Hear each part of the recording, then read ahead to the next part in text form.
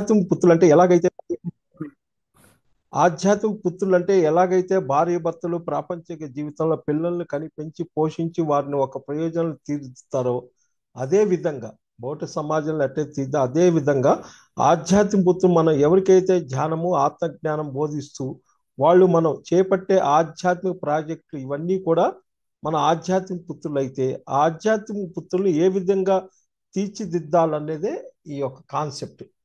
ఏది ఆధ్యాత్మిక పుత్రులు ఆరోగ్య అభిలాషులకు ఆనంద అభిలాషులకు ధ్యాన ఆరోగ్య శాస్త్ర విధానం ద్వారా సంపూర్ణ ఆరోగ్యం పొందటంలో భాగంగా ఇప్పుడు మనం ఆధ్యాత్మిక పుత్రులు అనేటువంటి ఒక గొప్ప ఆధ్యాత్మిక ట్యాబ్లెట్ గురించి తెలుసుకున్నాం.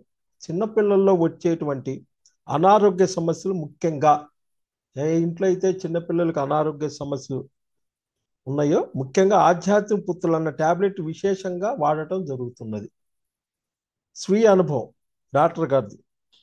నా స్వీయ అనుభవం మొట్టమొదట మెడిటేషన్ హెల్త్ క్లినిక్ మొదలుపెట్టి పేషెంట్లు ధ్యానం ద్వారా ఆరోగ్యం ఇవ్వటం అన్న అంశంపై పనిచేసేటప్పుడు మొదట్లో పెద్దవాళ్ళ కంటే సుమారు 15-16 సంవత్సరాలు పైబడిన వారికి ధ్యానం చేస్తూ చెప్పిన విషయాలను అర్థం చేసుకుని నిర్ణయం తీసుకునే ఆలోచనలు వెంటనే మార్పు చేసుకునే పరిస్థితిలో ఉన్నవాళ్ళు ధ్యానం ఆరోగ్యం ఎంతో బాగా సేవలు అందిస్తుంది అంటలో ఎటువంటి అతిశక్తి. కానీ పిల్లల్లో వచ్చే అనారోగ్యం సంగతి ఎలా అనేది డాక్టర్ గారికి క్వశ్చన్ వచ్చింది అప్పట్లోనే అనే ప్రశ్న తలెత్తింది.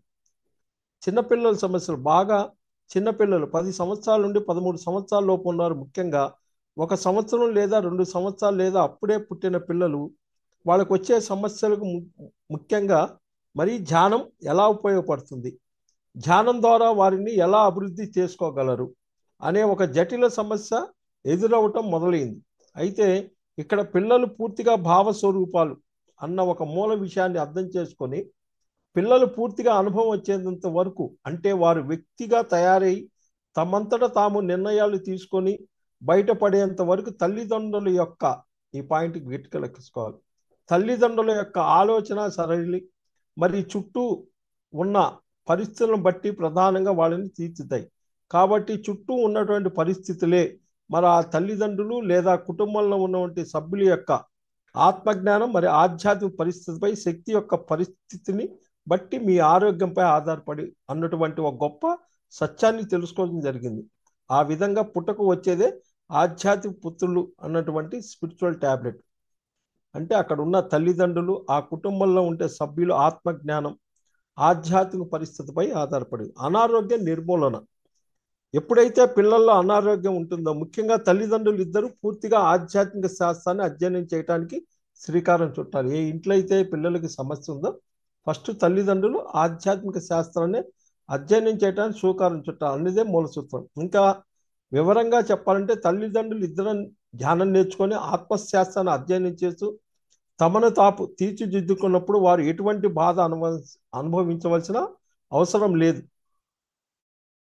నిజానికి పిల్లల్లో సమస్య వచ్చినప్పుడు బాధ పిల్లల కన్నా తల్లిదండ్రులకే ఎక్కువ ఉంటుంది. పిల్లలకు ఉండదు ఆ బాధ, తల్లిదండ్రులకే ఎక్కువ ఉంటుంది. ఎందుకంటే పిల్లలకి నొప్పి కానీ జ్వరం కానీ ఆ బాధ తెలిసినప్పటికీ అది వారికి పెద్దగా గుర్తుండదు. చిన్నపిల్లలకి అసలు గుర్తే ఉండదు. పైగా బాధపడుతున్నామని గుర్తించేంత జ్ఞానం కూడా ఉండదు. వాళ్ళని చూసి విలవల్లాడాల్సింది కేవలం తల్లిదండ్రులు మాత్రమే. పిల్లలకి ఏదొచ్చినా తల్లిదండ్రులే విలవెల్లాడాలి. ఆధ్యాత్మిక లోపమే అనారోగ్యం. ఏంటి అక్కడ ఆధ్యాత్మిక లోపం, ఆ కుటుంబంలో ఆధ్యాత్మిక లోపమే. మనలోని మూల అజ్ఞానమే మన బాధలన్నిటి కారణం అన్న నాడు అర్థం చేసుకొని తల్లిదండ్రులు బాధకు తల్లిదండ్రులు ఉన్నటువంటి ఆత్మజ్ఞాన లోపం అనే విషయాన్ని ప్రధానంగా గుర్తించాలి. ఏ ఇంట్లో అయితే పిల్లలకి చిన్నపిల్లలు అనారోగ్యంగా ఉన్నారో వాళ్ళందరూ కూడా తల్లిదండ్రులు ఉన్న లోపం ఏంటి, ఆత్మజ్ఞాన లోపం అనే విషయాన్ని గుర్తించాలి. పిల్లలు ఎలాంటి సమస్యలైనా ముఖ్యంగా శ్వాసకోశ వ్యాధులు సంబంధించినటువంటి సమస్యలు కానీ ఆస్మా సమస్యలు కానీ చీటి మాటికి వచ్చేటువంటి విరోచన సమస్యలు కానీ కడుపు నొప్పి కానీ పెరుగుదల సమస్యలు కానీ మానసిక సమస్యలు కానీ పెంకితనం కానీ ఈ విధంగా ఎటువంటి సమస్యలు పిల్లల్లో కనిపించినా దాని మూల కారణం తల్లిదండ్రుల్లో ఉంది, వాళ్ళల్లో లేదు. ఇవన్నీ కనుక కానొచ్చినంటే తల్లిదండ్రుల్లో లోపం ఉంది అని తాము ఒప్పుకొని శాకాహారం పాటించి ముఖ్యంగా ధ్యానం చేస్తూ ఆత్మశాస్త్రాన్ని అర్థం చేయటం మొదలు పెడితే కొద్ది రోజుల్లో వాళ్ళ సమస్యలకు ముఖ్య కారణం తెలుసుకొని స్థితిని సగానికి సగం దాన్ని రూపుమాపగలిగే స్థితికి చేరటం జరుగుతుంది. సగం పడిపోద్ది ఎప్పుడైతే వీళ్ళు తెలుసుకున్నారో దానికి సగం పడిపోద్ది. ఇంకా కూలషంగా వివరించాలంటే ఇక్కడ తల్లిదండ్రులు అంటే భౌతికంగా ఉన్నటువంటి ఈ సామ్రాజ్యాన్ని బట్టి మనం గట్టిగా చెప్పాలంటే పుట్టే ప్రతి జీవి యొక్క శరీరానికి మాత్రమే వాళ్ళు తల్లిదండ్రులు. శరీరానికే వాళ్ళు తల్లిదండ్రులు. ఎందుకంటే తల్లి గర్భంలో పిండం తయారవుతుంది. ఆ తయారవటానికి పిండం బయటకు వచ్చి ఒక జీవిగా రూపొందాలంటే పూర్ణాత్మ నుండి అంశాత్మ దీంట్లో ప్రవేశిస్తుంది. పూర్ణాత్మ అంశ దీన్ని బట్టి చూస్తే ఆత్మకి తల్లిదండ్రులు జన్మ ఇవ్వరు. ఆత్మకి తల్లిదండ్రులు జన్మ ఇవ్వరు. శరీరాన్ని మాత్రమే జన్మ ఇస్తారనే విషయం స్పష్టంగా కంపల్సరీ చెక్ చేసుకోవాలి. ఈ పాయింట్ ప్రతి ఇంట్లో కూడా మనం శరీరం ఇచ్చాం, ఆత్మకేమీ ఇవ్వలేదు. ఈ భౌతిక శరీరాన్ని పుచ్చుకున్నటువంటి వాళ్ళను మనం భౌతిక పుత్రులుగా అనుకుంటే జానులుగా తయారైన తల్లిదండ్రులు బయట ఎవరికైనా సరే వారి జ్ఞానాన్ని బట్టి వారికి ఉన్నటువంటి అవకాశాన్ని బట్టి ఎక్కడైతే జ్ఞానాన్ని అందించి ఆధ్యాత్మికంగా వ్యక్తులు తీర్చిదిద్దటం జరుగుతుందో వారి ఆత్మపరంగా జ్ఞానాన్ని కలిగి చేసినట్టే కదా. మరి ఆ జ్ఞానం పొందిన వ్యక్తి యొక్క బుద్ధి ఆత్మస్థితిలో తీర్చిదిద్దడం కోసం మనం చేసేనట్టు లెక్క. వీరినే మనం ఆధ్యాత్మిక పుత్రులు అంటాం. ఎక్కడైతే జ్ఞానం పంచి వాళ్ళకి మార్గం చూపిస్తామో వాళ్ళే ఆధ్యాత్మిక పుత్రులు. పుత్రులు అంటే చిన్నవాళ్ళే కాదు, ఇక్కడ ఏ వయసు వాళ్ళైనా ఆధ్యాత్మిక పుత్రులే. సంసారిక పుత్రులు, ఆధ్యాత్మిక పుత్రులు డిఫరెన్స్ ఏంటి? సంసార పుత్రుల యొక్క శారీరక మానసిక అవసరాల కోసం తల్లిదండ్రులు పూర్తిగా పాటుపడితే ఆధ్యాత్మిక పుత్రుల అంశంలో తల్లిదండ్రులు తమ ద్వారా ఎవరికైతే ఆధ్యాత్మిక ఉన్నతమైన స్థితికి ఎదగటానికి అవకాశం ఉందో వారందరినీ గుర్తించి వారి దగ్గరికి చేరి వారికి కావాల్సిన అవసరాలు చూసి, అంటే ధ్యానము ఆత్మజ్ఞానం చెప్పి ఒకానొక ఆధ్యాత్మిక శాస్త్రవేత్తగా తయారు చేయటానికి శ్రీకారం చుట్టాలి. ఇక్కడ దగ్గరలో ఉన్నారు ఒకానొక డాక్టరుగా ఉన్న వ్యక్తి పేషెంట్లు ఆధ్యాత్మిక పుత్రులుగా కూడా తీర్చిదిద్దటానికి సమయాన్ని వెచ్చించాలి. ఒక కళాకారుడు తన కళను ప్రోత్సహిస్తూ తన కళను అందించడానికి శ్రోతలు అందరిలో కూడా ఆధ్యాత్మిక పుత్రులు వెలికి ఆత్మజ్ఞానులుగా తీయాలి. దేంటైనా వెలికి ఆత్మజ్ఞానులుగా తయారు చేయాలి, ఏ పొజిషన్లో ఉండి ఏం చేస్తున్నా. అదేవిధంగా ఒక రాజకీయ నాయకుడు సమాజ సేవలో ఉంటేనే తన నుండి సేవను పొందినటువంటి వ్యక్తుల ఆధ్యాత్మిక మలచగలిగినటువంటి వ్యక్తుల గురించి వారిని ఆధ్యాత్మిక పుత్రులుగా తయారు చేసుకోవాలి. విద్య నేర్పేటువంటి సీనియర్ మోస్ట్ టీచర్ ఎక్కడికి వెళ్ళినా నీరాజులు పట్టే శిష్యులు ఉండటం సహజం. వారిలో కొంతమంది ఖచ్చితంగా పరిణితి చెందిన ఆత్మలు ఉన్నప్పుడు వారిని గుర్తించి వారి ఆత్మజ్ఞానులుగా తీర్చిదిద్దడం వల్ల తమ వంతు కృషి పూర్తి చేయటమే తమ యొక్క ఆధ్యాత్మిక పుత్రులను గుర్తించి తయారు చేయటం అని అర్థం. ఏ విభాగంలో ఉన్నా ఒక టీచర్గా చెయ్యి, ఒక వ్యాపారంలో ఉండు, ఒక లాయర్గా ఉండు, ఒక డాక్టర్గా ఉండు, అక్కడ ప్రతి ఒక్కరికి మీకు ఎంతో మంది ఉంటారు. వాళ్ళందరినీ కూడా మీరు సమయం చిక్కినప్పుడల్లా ఒక పాంప్లెట్ పంచో ఒక ధ్యానం ఇంత విశేషమని మనం చెప్పాల్సిన అవసరం ఉంది. కష్టే పలే అంటే ఏంటి? ప్రతి తల్లిదండ్రులకు సంసార పుత్రులు కాకుండా ఆధ్యాత్మిక పుత్రులు కూడా ఉంటారు. ఆధ్యాత్మికతో ఉన్నటువంటి చిక్కు ఇదే. సాంసారిక పుత్రులు పెంచడమే చాలా కష్టం. సాంసారిక పుత్రులు పెంచడమే చాలా కష్టం. గగనం అనుకున్నటువంటి ఈ రోజుల్లో ఆధ్యాత్మిక పుత్రులు మళ్ళీ ఎక్కడి నుండి వచ్చారు రా బాబు అని అడుగుతారు అని అనుకోవటం లేదు. ఇది బాధ కాదు, ఇది ఒక రకమైనటువంటి ఆనందం. బిడ్డలను కన్నప్పుడు వారిని పెంచడంలో కాస్త ఒడిదుడుకులు ఉన్నప్పటికి కూడా వారి బోసునవ్వుల దగ్గర నుంచి వాళ్ళు ఉత్తీర్ణ చెంది విద్యాభ్యాసం తర్వాత ఇంటికి ఒక సర్టిఫికెట్ లేదా టోపీ లేదా మంచి ఉద్యోగాన్ని పొంది ఒక స్థాయి చేరుకున్నప్పుడు ఆనందం అయితే తల్లిదండ్రులు కలుగుద్దో, అబ్బా మా అబ్బాయి భలే మాట్లాడరా, మా అబ్బాయి మంచి డ్రెస్ వేశాడరా, మా అబ్బాయికి 100 మార్కులు వచ్చినాయిరా, మా అబ్బాయికి మంచి సర్టిఫికెట్ వచ్చిందిరా, ఎంత ఆనందం కలుగుతా. అదే విధంగా ఒక గురువు స్థితిలో ఉండి తమ కింద వారికి ఆధ్యాత్మికంగా సహకరిస్తూ వారిని గొప్ప ఆధ్యాత్మికవేత్తలు తీర్చిదిద్దినప్పుడు వారిలో కలిగే ఆనందం, వారిలో కలిగే ఆత్మ సంతృప్తి, ఆత్మస్థైర్యం మొదలైన వాటికి మనమే మూల కారణం. అది తెలిసినప్పుడు దాని నుండి కలిగే ఆనందం ఇంత అంత కాదు, విశేషమైన ఆనందం వస్తుంది. ఒక వర్కర్కి ధ్యానం నేర్పెట్టేదనుకో, ఏదో సమయంగా వాడిని కూర్చోబెట్టి ఒక టిఫిన్ తెప్పించో లేదా ఒక పండిచ్చో వాడిని ముందు ఇంత విశేషం ఉందిరా అని వాడికి చెప్పినప్పుడు ఒక్కని నువ్వు తీర్చిదిద్దితే చాలు. అట్లా క్రమేణగా ఎంతో మంది ఆధ్యాత్మిక పుత్రులు తయారవుతారు. ఈ సందర్భంగా ఒక పరిణితి చెందిన ఆత్మకు తన జన్మ ఆఖరి జన్మ చేసుకునే ప్రయత్నంలో చివరి దశలో తీర్థంకర గోత్రో బంధ అని తులసీదళం పుస్తకంలో బ్రహ్మర్షి పత్రిజీ గారి దగ్గర నుంచి విశేషం తెలుసుకోవటం జరిగింది. ఏంది తీర్థకర గోత్ర బంధాన్ని తీసుకొని మనం రావటం జరిగిందంటే, ఒకానొక ఆత్మ తన చివరి దశలో పూర్తిగా జ్ఞాన ప్రచారంలో ఉంటుంది. చివరి దశలో జ్ఞాన ప్రచారంలో ఉంటుంది. అంటే చేసే చూపు, సంకల్పము, వాక్కు, సమయము, ధనము అన్నీ కూడా కేవలం ఇతరుల తమలో ఉన్న భగవంతుని పరిచయం చేయాలన్న విషయం లక్ష్యంగా పెట్టుకుంటుంది. ఇవన్నీ దేనికి పెట్టుకుంటుంది అంటే వాక్కు, సమయం, ధనం అంటే విశేషమైన లక్ష్యాన్ని పెట్టుకుంటుంది. కాబట్టి ఈ స్థితిలో తప్పనిసరిగా మనకు సాంస్కారిక పుత్రులతో తోడుగా ఆధ్యాత్మిక పుత్రులు విడిగా ఉంటారు. సాంస్కారిక పుత్రులు ఒకరే ఉండొచ్చు, ఇద్దరు ఉండొచ్చు, ఐదుగురు ఉండొచ్చు. కొంతమంది వారి జన్మ ప్రణాళిక ప్రకారం వారి పుత్రులే లేకపోవచ్చు, కానీ ఆధ్యాత్మిక పుత్రులు మాత్రం తప్పనిసరి. ఇప్పుడున్న సమాజంలో, ఇప్పుడున్న వైబ్రేషన్లో ఆధ్యాత్మిక పుత్రులే ఎక్కువగా ఉన్నారు. ఇది ఆధ్యాత్మిక పుత్రులు మనమే గుర్తుపట్టాలి. భౌతిక పుత్రులు కన్న తర్వాత వారు కొద్ది కాలం ఎడబాటు లోనయ్యి అకస్మాత్తుగా ఎక్కడైనా కనిపిస్తే ఎలాగైతే వెంటనే గుర్తుపట్ట హక్కునే చేర్చుకుంటామో, అదే విధంగా మన ఆధ్యాత్మిక పుత్రుని కూడా మనమే గుర్తుపట్టాలి. నీ పిల్లవాడు ఎక్కడ అయితే ఆనందంగా ఎప్పుడు వచ్చారా, ఏం చేశారా అన్నప్పుడు ఈ ఆధ్యాత్మిక పుత్రులను కూడా నువ్వు ప్రయత్నం చేసి గుర్తుపట్టాలి. వారిని గుర్తుపట్టే స్థాయిని చేరుకోవటానికి ముందు మనల్ని మనం జ్ఞానపరంగా అభివృద్ధి చేసుకోవాలి. వాళ్ళు ఎన్ని క్వశ్చన్లు వేసినా మన దగ్గర విశేషమైన జ్ఞానం ఉండాలి. దానికి మూడో నేత్రం తప్పనిసరి. మూడో నేత్రం శాకాహారం, ధ్యానం ద్వారా, సజ్జన సాంగత్యం, స్వాధ్యాయం ద్వారా లభిస్తుంది. సాధారణంగా సాంస్కారికంగా ఉన్న పుత్రులను పెంచడానికి ఒక ఉద్యోగము లేదా వ్యాపారం చేస్తూ సమాజంలో ఉన్న పేరు ప్రతిష్టలు పెంపొందించుకుంటూ ఒక స్థితిని మనం పొంది ఉంటాం. మరి అంతే కదా, ఇవన్నీ ఉంటేనే పొంది ఉంటాం. ఇంకా మన పిల్లల యొక్క ఇల్లు కోసం అయితేనే కానీ, ఉద్యోగం అయితే కానీ, వారి సంఘంలో మంచి పేరు ప్రతిష్టలు ఇవ్వటం కోసం అయితేనే కానీ ఈ సంఘాన్ని కట్టుబడి జీవిస్తాం కూడా. అదే విధంగా ఎట్టయితే నీవు సంఘాన్ని కట్టుబడి జీవిస్తావో అదే విధంగా ఆధ్యాత్మిక పుత్రులు కూడా మనం కనుక్కోవటం కానీ, వారిని గుర్తించటంలో శ్రద్ధతో వారిని తయారు చేసి వారి ఉద్ధరేత్మానం, ఇంకో రకంగా చెప్పాలంటే అప్పోదీపబా అన్న విషయాన్ని అర్థం చేసుకుని తమ జీవితాలను వారే తీర్చిదిద్దుకునే స్థాయిలో వచ్చేంత వరకు వారికి కావాల్సిన ఏమి ఇవ్వాలి, కరపత్రాల దగ్గర నుంచి, పిరమిడ్స్ దగ్గర నుంచి, పుస్తకాలు, గొప్ప గొప్ప ధ్యానయజ్ఞాల్లో పాల్గొనే వారిని పంపించడం, ప్రతి ఒక్కటి మన వెన్నుంటి తట్టి లేపుతూ చేయవలసి ఉంటుంది. ఇది పెద్ద బాధ్యత. ఇది ఇప్పటికే విశేషంగా కొన్ని లక్షల మంది పిరమిడ్ మాస్టర్లు, ఈ స్థాయిలో జ్ఞానం కలిగి ఉన్నటువంటి అనేక ఆధ్యాత్మిక స్థానంలో ఉన్న వ్యక్తులు విరివిరిగా చేస్తున్నది ఇదే.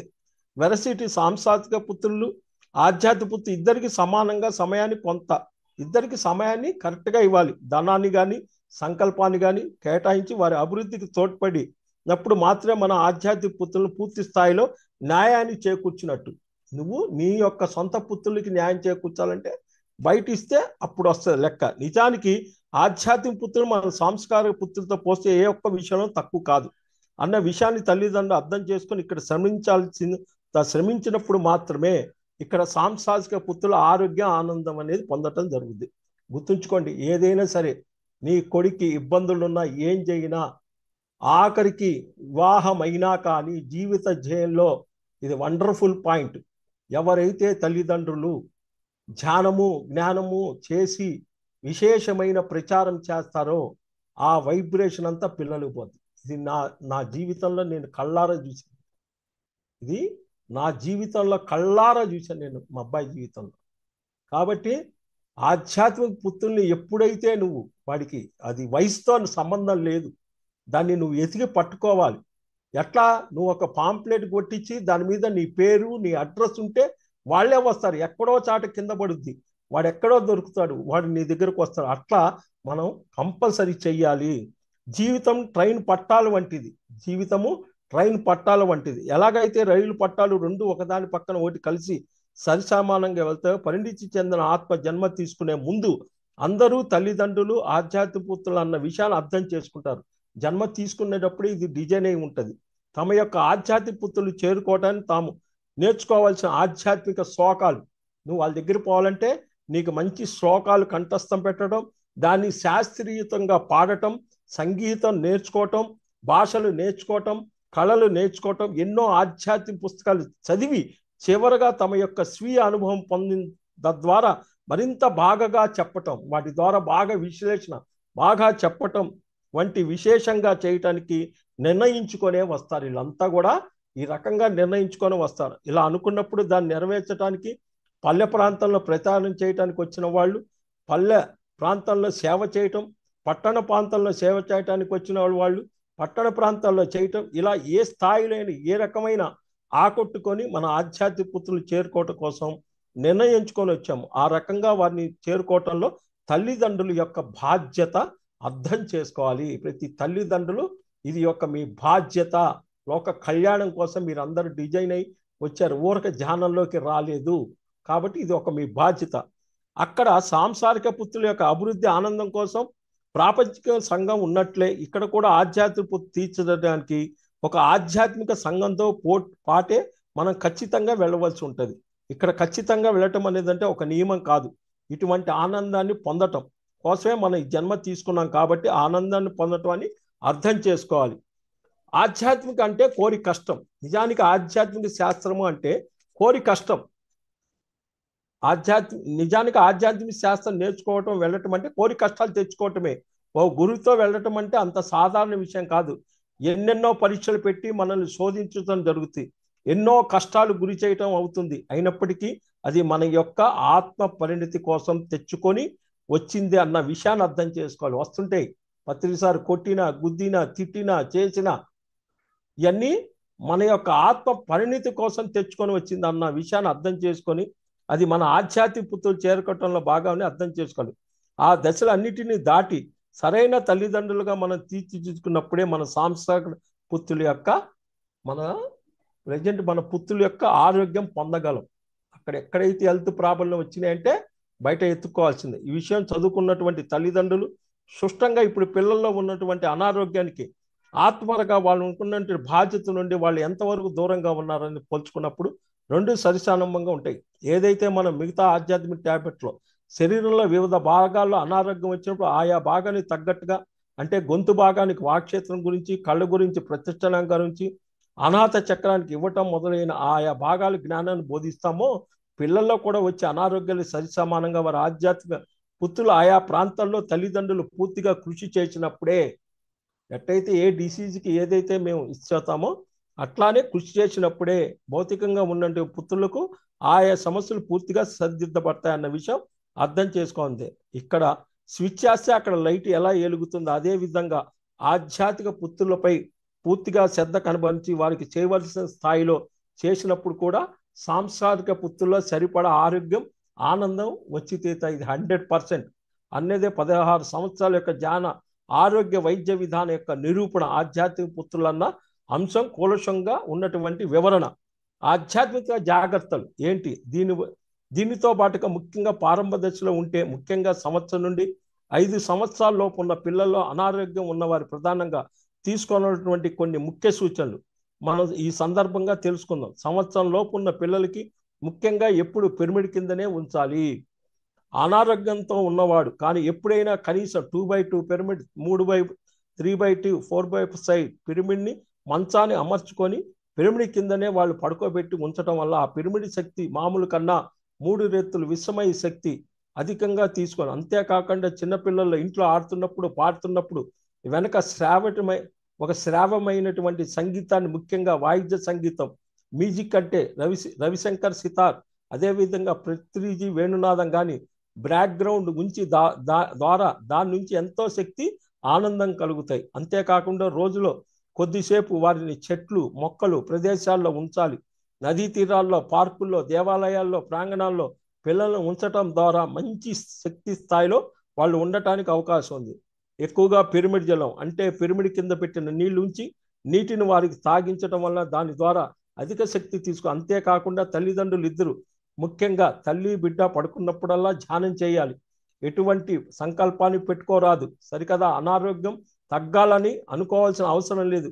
కేవలం పిల్లలు పక్క నుండి ధ్యానం చేస్తే చాలు. కుటుంబంలో అందరూ కూడా కలిసి కూర్చొని సామూహిక ధ్యానం చేయటం ద్వారా ఒకనొక మంచి శక్తి స్థాయి వాతావరణం ఎప్పుడైతే అందించగలుగుతామో దాని ద్వారా శక్తి స్థాయి పెరిగి అనారోగ్యం నుండి బయటపడే అవకాశం. అయితే ఇప్పుడు వ్రాసినటువంటి విధానాలు అన్నీ కూడా కావాల్సినటువంటి శక్తి అందించడంలో ఉపయోగపడతాయి.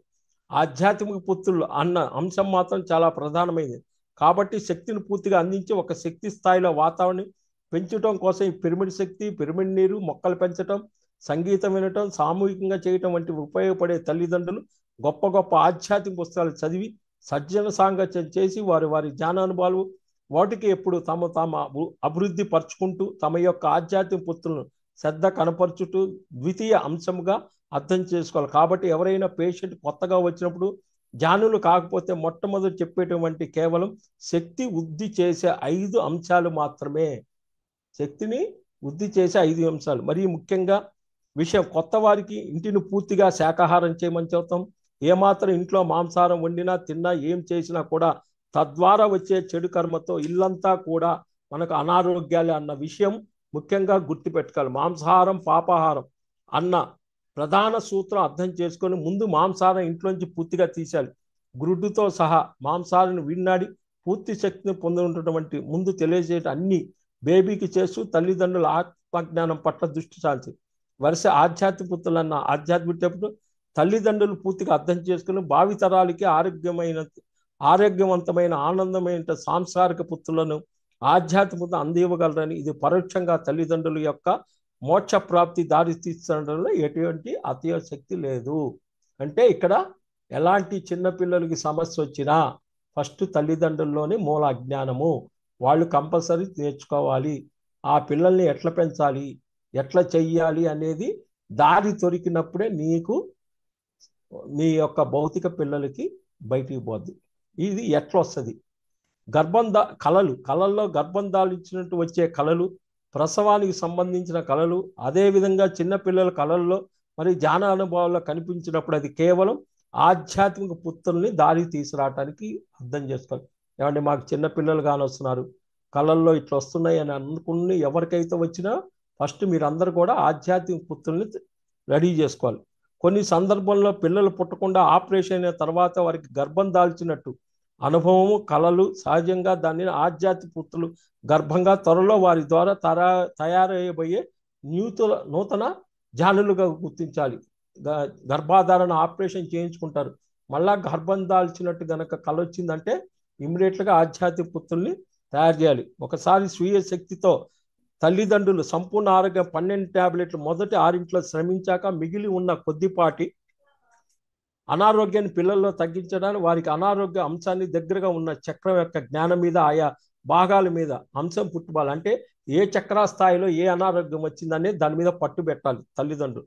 పిల్లలు కలగన వారికి జ్ఞానంలో వచ్చిన తర్వాత జ్ఞానాన్ని బాగా అభివృద్ధి చేసుకొని అనేక అంశాలు తెలుసుకుని వారి ఆధ్యాత్మిక పుత్రులు విరివిగా పొందే దిశగా విశేషంగా కృషి సంకల్పించినప్పుడు తప్పక ఆ సమస్యకు శాశ్వత పరిష్కారం తగులుద్ది.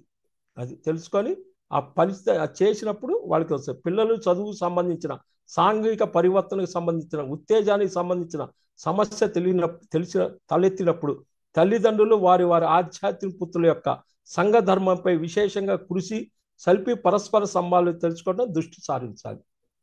ఇంకొకటి, చిన్నపిల్లలు మర్మావయాలు సంబంధించిన కళలు ఆధ్యాత్మిక పుత్రులు బుద్ధి ఆత్మపరంగా సన్నిహితంగా జరగటాన్ని సూచిస్తే విరోచాలకు సంబంధించిన సమస్యలు అరిషడ్ వర్గాలపై దృష్టి పెట్టాలి తల్లిదండ్రులు. కొన్ని సందర్భాల్లో తల్లిదండ్రులు వారు స్వయంగా ఆధ్యాత్మిక ప్రాజెక్టులు పనులే కాకుండా తమ సన్నిహిత గురువులు లేదా తోటి సమకాలికుల ధ్యానులు మరి కొన్ని సందర్భాల్లో శిష్యులు తలపెట్టిన విశ్వ ప్రణాళిక కార్యక్రమంలో తమ సహాయ సహకారాలు అందించవలసి ఉంటుంది. ఇది పరోక్షంగా కానీ తమ సాంస్కారిక పుత్రుల యొక్క సంపూర్ణ ఆరోగ్యానికి దారితీస్తుంటే కొంత ఎక్కడన్నా ఉంటే ఏదన్నా ధన సహాయం ఇట్లాంటివన్నీ కూడా చేయాలి. భౌతిక పిల్లల్లో వచ్చే సమస్యలు అన్నీ కూడా కలుగుతున్న సమయాన్ని బట్టి రాత్రి పక్క తడపటం, ఆయాసం మొదలైన సమయాల్లోని తల్లిదండ్రులు తమ ఆధ్యాత్మికకు సంబంధించిన చేయవలసిన వాటిలో వెనకబడి ఉన్నారని గ్రహించాలి. అట్లా జరుగుతుంటే ఎక్కడో వెనకబడి ఉన్నారు. విశేషంగా తిండి, బట్ట, ఇల్లు అందించే సేవలు విరివిగా చేసే తల్లిదండ్రులు వారి పిల్లల్లో చాలా పెద్ద సమస్యలు రావటం గమనిస్తారు. బయట ధ్యానంలో రాకుండా ఎన్నో కర్మయోగాల్లో సేవలు చేస్తుంటారు. వాళ్ళకి పెద్ద సమస్యలు రావటం గమనిస్తే వాళ్ళకి ఏమి ఇవ్వాలి? నిజమైన సేవ అనుసరించి సాంఘిక సేవ నుండి నిజమైన సేవని చెప్పాలి వాళ్ళకి. పిల్లల్లో ఎదుగుదల సంబంధించి వచ్చే సమస్యలు వారి టీచర్లు, తోటి స్నేహితులు, సమాజాన్ని నిందించడం కన్నా ముందు తల్లిదండ్రులు వారి వారి ఆధ్యాత్మిక పుత్రుల మెట్లు ఎదుగుదలలో ఎంతవరకు అభివృద్ధి సాధించారని ప్రశ్నించుకొని ఆ దిశగా కృషి చేస్తే తర్వాత ఇతరులను సర్దించడానికి ఉపక్రమించాలి. ఇవి కళల్లో వస్తాయి. కాబట్టి ఇది ఆధ్యాత్మిక పుత్రుల యొక్క కాన్సెప్ట్. ఇప్పుడు నెక్స్ట్ గర్భాశయం దాంట్లోకి మనం వెళ్దాం. గర్భాశయం సృష్టిలో స్త్రీ ప్రాముఖ్యత అందరికీ తెలిసింది. స్త్రీ శరీర భాగంలో ప్రముఖ పాత్ర వహించి ఆత్మకి పూర్తి శరీర నిర్మాణం చేకూర్చి భూమి మీదకి తీసుకొచ్చేది స్త్రీ గర్భాశయం. ఈ రోజుల్లో స్త్రీలు ఎక్కువ శాతం మంది గర్భకోశ వ్యాధులతో బాధపడుతున్నారు. ఏ శారీరక సమస్యకైనా ఆధ్యాత్మిక మార్గంలోనే పరిష్కారం ఉందని చెప్పడానికి ఈ యొక్క సబ్జెక్టు, ఈ పుస్తకం ఎంతగానో ఉపయోగపడుతుంది. శారీరక స్థాయిలో కాకుండా బుద్ధి స్థాయిలో కూడా ఉన్నటువంటి గర్భాశయాన్ని కనుక మనం సర్దిదిద్దుకుంటే, అంటే ఇక్కడ ఉన్నది కాకుండా బుద్ధి స్థాయిలో కూడా గర్భాశయం ఉంది, అది సర్దిదిద్దుకుంటే తద్వారా శారీరక స్థాయిలో అనారోగ్యం నయం కావటం అనేది ఈ కాన్సెప్ట్లో వివరించడం జరుగుద్ది. గర్భకోశ వ్యాధులు ఏంటి? ఆరోగ్యాభిలాషులకు, ఆనందాభిలాషులకు ఆధ్యాత్మిక టాబ్లెట్ సంపూర్ణ ఆరోగ్యం అందించే ప్రయత్నంలో ఇదివరకే ఎన్నో వేల కేసుల్లో మనం ధ్యానం, శాకాహారంతో, పిరమిడ్ శక్తితో ఆధ్యాత్మిక శాస్త్రాన్ని శిక్షణ ఇవ్వటం జరిగింది. దీనిని ద్వారా సంపూర్ణ ఆరోగ్యం పొందటం మనం గమనించేట్లయితే దానిలో భాగంగా మరి ప్రస్తుత సమాజంలో అతి ఎక్కువగా ఉన్నటువంటి గర్భకోశ వ్యాధులు అనే అంశం గురించి కూలశంగా తెలుసుకుందాం. ఎక్కువగా ఇప్పుడు అవి ఉన్నాయని. ఈ గర్భకోశ వ్యాధులు అనే అంశాన్ని మనం పరిశీలించడానికి ముందు ఎలా అయితే భౌతిక శరీరంలో గర్భాశయం అనేది తన యొక్క పనిని నిర్వర్తిస్తుందో అదే విధంగా బుద్ధి స్థాయిలో కూడా మనకు గర్భాశయం అనేది ఒకటి ఉందనే విషయాన్ని కూడా ఇక్కడ ముఖ్యంగా గుర్తించాలి. భౌతికంగా చూస్తే గర్భాశయం అనేది ప్రతి శిశువుకు పుట్టక ముందే సరైనటువంటి ఒక వాతావరణంలో పిండానికి కావలసినటువంటి అన్ని పదార్థాలు 9 నెలల పాటు సమకూరుస్తూ అది పూర్తి తయారైన తర్వాత దానిని బయటికి విడవటం అనేది జరుగుతుంది. అయితే ఇక్కడ గర్భాశయం యొక్క ప్రధానమైన పని ఒక శిశువుకు జన్మ ఇచ్చే ముందు ఆ శిశువు అండం స్థాయి నుండి పూర్తి పిండం స్థాయికి పూర్తి చేయటం. దీన్ని మనం సరిసమానంగా ఆత్మపరమైనటువంటి భాషలో తెలియజేయాలంటే ఆధ్యాత్మిక బుద్ధిని అనుసరించి ప్రతి ఒక్క వ్యక్తి కూడా ఆధ్యాత్మిక పుత్రులు కనటానికి సరిపడా జ్ఞానము చిన్నప్పటి నుండే సంతరించుకోవటం జరుగుద్ది. ఎన్నో జన్మల నుండి తీసుకున్న సారాన్ని కలిపి ఈ జన్మలో ఏదైతే ఆత్మజ్ఞానాన్ని నేర్చుకొని మన ఆధ్యాత్మిక పుత్రులు కనటానికి నిర్ణయించుకున్నామో ఆ పుత్రులను తగ్గట్ట జ్ఞానం ఎప్పుడైతే తల్లి సంతరించుకుంటుందో అప్పుడు తన లోపల ఉన్నటువంటి బుద్ధిపరమైన గర్భాశయం తయారు చేసుకున్నట్టు లెక్క. ఇక్కడ ఆధ్యాత్మిక పుత్రులు కనటం, సాకటం ఏంటి? భౌతికంగా భార్యాభర్తలు శిశువుని పెంచి పెద్ద చేసి విద్యాబుద్ధులు నేర్పించి ఉద్యోగ వ్యాపారంలో స్థిరపడక పెళ్లి చేసి వారికి ఒక జీవితాన్ని కల్పిస్తారు. ఇది సహజం. ఇది భౌతికంగా మనం చేసే అదే విధంగా ఎన్నో జన్మల్లో పొందినటువంటి జ్ఞానాన్ని ఈ జన్మలో పొందే జ్ఞానంతో కలిపి మన వంతు సహాయంగా చైతన్యాన్ని విస్తరింప చేసుకొని ప్రయత్నంలో ఉన్న అనేక ఆత్మ పదార్థాలు విరివిగా జ్ఞానాన్ని పంచి వారి వారి ఆధ్యాత్మిక బుద్ధికి మనం తోడ్పడటమే ఆధ్యాత్మిక పుత్రులు కనటంగా పరిగణించాలి.